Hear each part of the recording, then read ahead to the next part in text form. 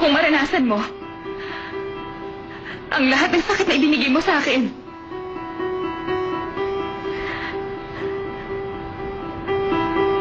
Kaya lang, hindi ko na kaya. Ako ang nagbago. Okay lang, Julian. Naiintindihan ko kung bakit mo naisip gawin yan, okay? Alam ko na nasaktan kita ng husto. Nagkamali ako. Magsimula na lang tayo ulit. Lahat gagawin ko para sa'yo. Hindi. Hindi ko na maibabalik ang dating ako. Julian naman.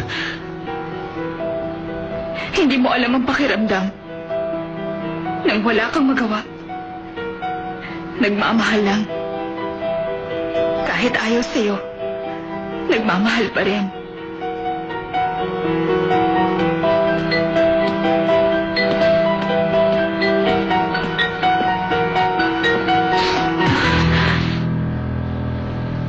Game over na, Julian.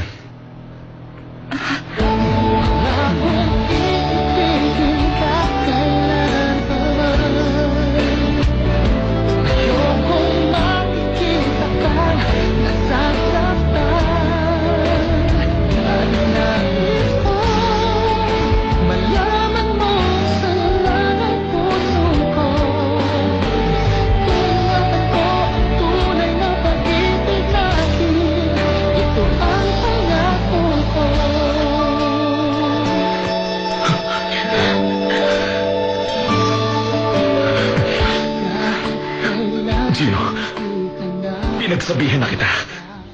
Layuan mo sa habang magkaibigan pa kayo. Sinubukan ko, Charlie. Kaya lang, hindi ko talaga kaya. Ano? Simula ngayon, mamahalin ko siya bilang isang tunay na lalaki. Gino. Gino, anong ibig mo sabihin? Mamahalin mo ko bilang isang lalaki? Julian, I'm not gay.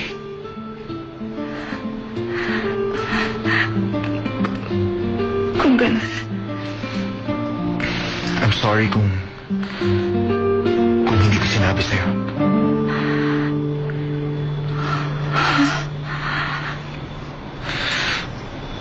Ngayong alam mo na, will you forgive me?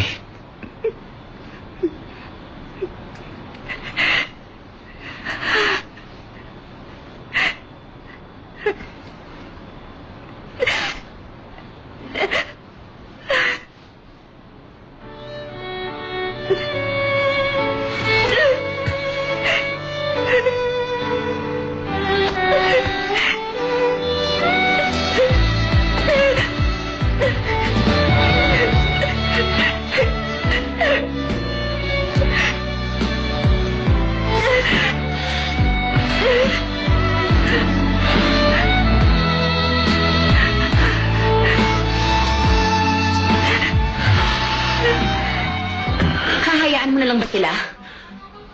What else can I do? Puntahan mo si Julian ngayon at magbakaawa ka sa kanya. Pagkatapos ano? Naandun ka kanina. Nakita mo ang reaksyon niya nung nalaman niyang hindi bakla. Si Gino. Mas mabuti pang tanggapin mo na lang. Dahil ako, tinanggap ko na wala na akong pag-asa kay Julian. Madali ka palang sumuko. Akala ko ba hindi ka mabubuhay nang wala siya? Dapat gumawa ka ng paraan para bumalik siya sa'yo. Ayoko na, Lizzie. Bakit? Sabihin mo sa akin. Okay. Gusto mong malaman? Mahal ko si Julian. Wala akong ginawa kundi saktan siya dati. Kaya ngayon gusto kong makabawi sa kanya. Do you think that's love? Ang itulak palayo ang taong mahal mo? Nagkakamali ka. Alam kong excuse mo lang yan. Nagpapanggap ka lang na matapang. Pero ang totoo, you're a coward, Charlie. Hopeless ka na talaga. Sige, magpakalasing ka lang dyan if that's what you want. Ako na lang ang bahala sa lahat. Pwede ba tigilan mo na sila, Lizzie? Hanggang kailan mo ba pahihirapan ang sarili mo, ha? Isa lang ang paraan ko ng pagmamahal. Kung hindi siya mapapasakin, walang ibang pwedeng magmay-ari sa kanya.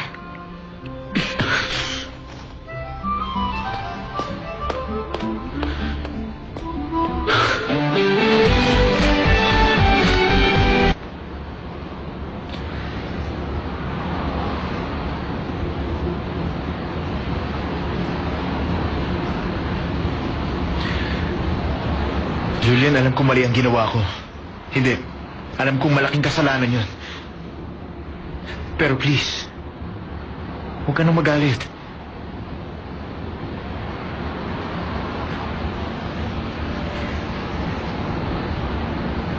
Hindi mo ba ako kakausapin? Alam mo ba, ang naramdaman ko nun, itinago kong feelings ko para sa'yo. Pinagmukha mo kong tanga, Gino. Alam mo ba, kung gaano kasakit yun? Julian, natakot ako. Na baka kaya gumagati ka kay Charlie. Dahil siya pa rin ang laman ng puso mo.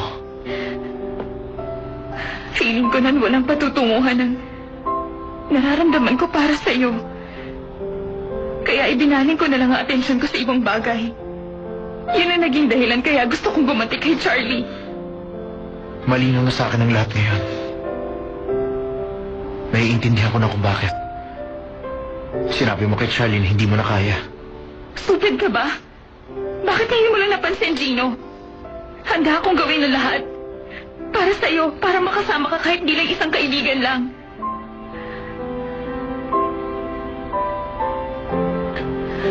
Alam mo ba? Kahit alam kong magmukha akong tanga, pinili ko pa rin magbihis bilang isang lalaki. Para lang hindi mo ko iwan. Hindi ko na inisip ang pwedeng sabihin ng ibang tao. Ang tanga ko. Hinayaan kitang saktan ang puso ko. Hindi mo alam kung gaano kasakit ang ginawa mo. I'm very sorry. Patawarin mo ako.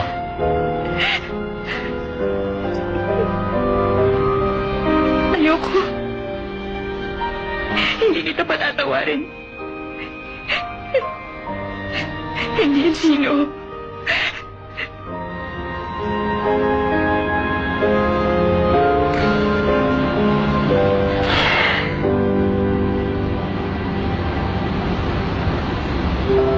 Ako si Julian Park. Ito ang weather forecast ko. Gusto ko siyang makasama kahit bilang kaibigan lang. Pero sinabi niya sa akin, higit pa doon ang gusto niya mamagitan sa aming dalawa. Kahit sa sabog ng puso ko sa sobrang saya, sinasabi ng mga luha ko na huwag ko muna siyang patatawarin. Pero bukas, kahit gaano pa kasama ang panahon, sana hindi na ako matakot.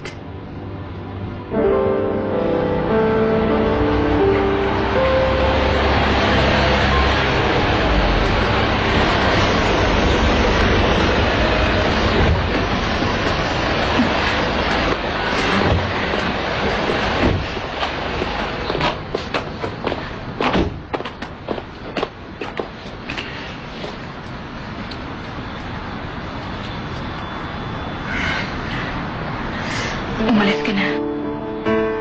Hindi ko gustong makasama ka ngayong gabi. Sige na.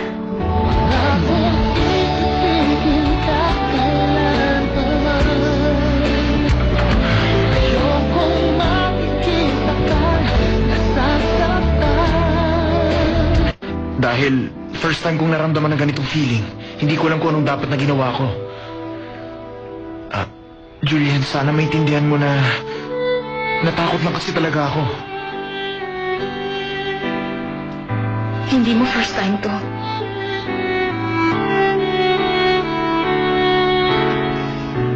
sinabi mo na in love ka na dati. Yung babaeng ipinakilala mo, si Michelle. Siya ba ang inaalala mo? Ipapaliwanag ko sa'yo. Si Michelle ay... Gino! Ano ba? Gino! Ano ba kaya mo sa akin? Walden, iuwi mo na siya. Ami, ano ba? Ako na lang ang mahalin mo. Mas bata ako sa babaeng yan. At mas maganda pa. Ako mas nagmamahal sa'yo. Gino! Amy. Julian! Bakit ba kahit anong gawin ko, hindi mo ko kaya mahalin? Dahil si Julian lang ang laman ng puso ko. Masaya ka na? Ano ka ba?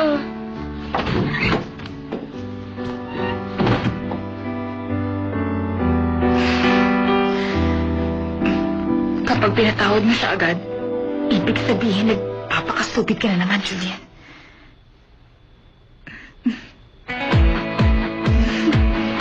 Sige na. Ano ba?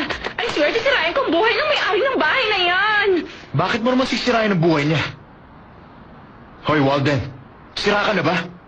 Bakit mo hinayaan pumunta rito si Amy? Kasi habang nagiinuman kami, iyak lang siya ng iyak at pagkatapos, bigla na lang siya tumakbo, parang baliw. Tama siya, I'm crazy. I'm crazy in love with you, Gino. Hindi ko na talaga alam ang gagawin ko sa'yo.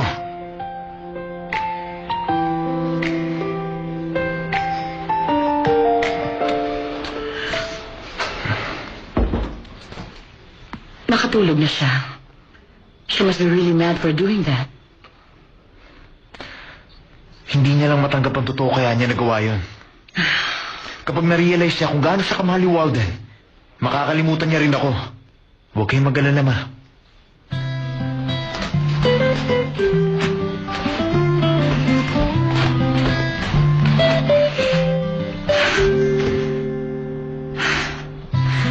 Anong oras kaya niya balak umuwi? Alis na ako. Doon ka pa rin ba nakatira sa bahay niya? Alam ko nagmamahalan kayong dalawa, pero hindi pa rin yung tama.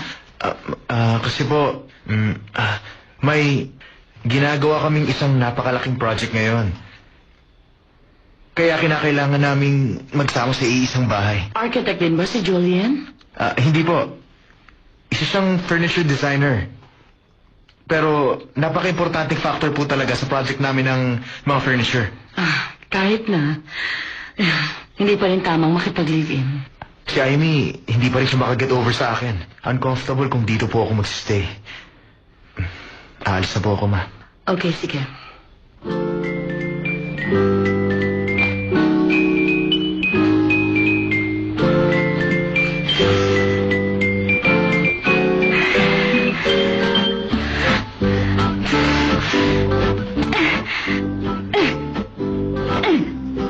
Hoy, Gino.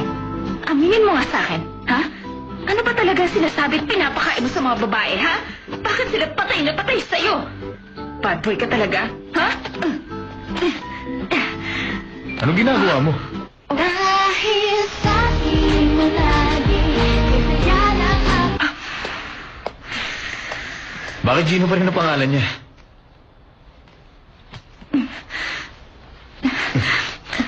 Nakatulog ba sa'yo ang pagsuntok sa kanya? Bakit hindi na lang ako suntukin mo? Ako ang gusto mong saktan, hindi ba? Sige, simulan mo na. Tama na. Ano ka ba? Anong namamagitan sa inyo ni Amy? Bakit nang nagpunta sila rito ng mami mo noong isang araw, sinabi niya sa akin na ikaw ang fiancé niya? Yun ang sinasabi niya simula nung 7 years old pa siya. In love na siya sa'yo magmula nung 7 pa siya? Wow! Simula nung bata ka, napaka-playboy mo na. Nagsiselos ka ba? Ano? Anong ako nagsiselos? Nagsiselos ka, no? Hindi ako nagsiselos, ah. Medyo naguguluhan na ako sa mga nangyayari. Akala ko rational ka at straightforward sa lahat ng oras, Gino. Kaya hindi ko alam kung bakit in love sa'yo si Aimee sa loob ng mahabang panahon. Hindi biro yun, ha? Imagine, simula pa nung 7 siya, tapos wala kang pakialam sa feelings niya. Napakalupit mo talaga sa mga babae. Tama ka. Matagal ko nang alam yun. Wala akong kakayang isipin ang nararamdaman ng mga tao sa paligid ko, Julian. Kaya kahit hindi ko gusto, maraming beses din kita nasaktan. Ganon ka rin ba nung kayo pa ni Michelle? Ang sabi niya sa akin, hindi siya mag-aaral sa abroad kung hindi ako papayag. Pero, hindi ko siya pinigilan. Bakit naman? Ang sabi mo, siya na ang pinaka-attractive na babaeng nakilala mo sa buong buhay mo. Hindi kasi ako sigurado noon na siya ang gusto kong makasama. Hanggang sa pagtanda ko. Ganun ba? Eh ako, Gino, ano ko para sa'yo? Kahit magbagong buhay ko, ikaw ang taong ayokong mawala sa tabi ko, Julian.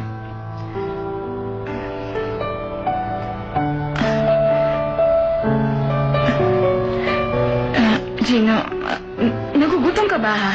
Gusto mo ipagluto kita ng ramen? Palaging pagkain ang iniisip mo tuwing kinakabahan ka. I love you, Julian.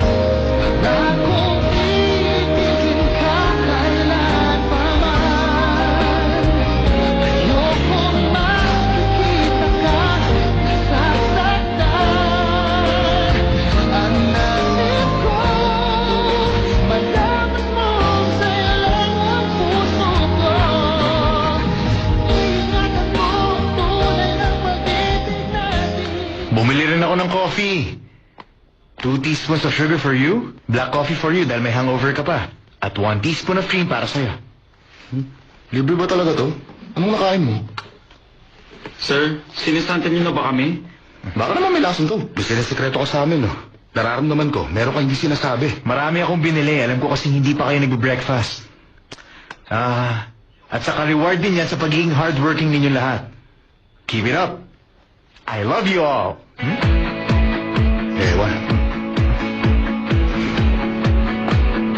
Mas matanda ako sa'yo. Mas matangkad ako. Gusto mo mamatay? Ano? Mars, hindi ba din si Gino? Ano? Para sa kanya, isa akong babae.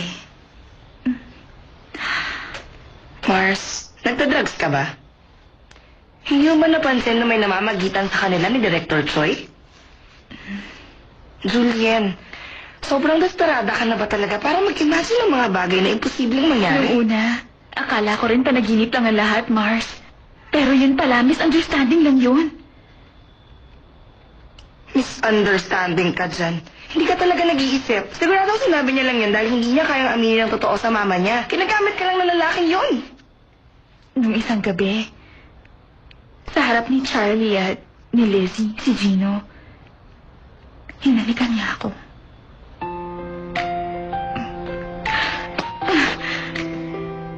Julian, simula ngayon, mamahalin kita bilang isang tunay na lalaki. Tandaan mo yan. Narinig din niya na Charlie. At pagkatapos, kinuha niya ang kamay ko at hinawakan niya ng mahigpit. Grabe, bumilis na naman ang tibok ng puso ko. Kung nakita mo lang talagang nangyari, Mars.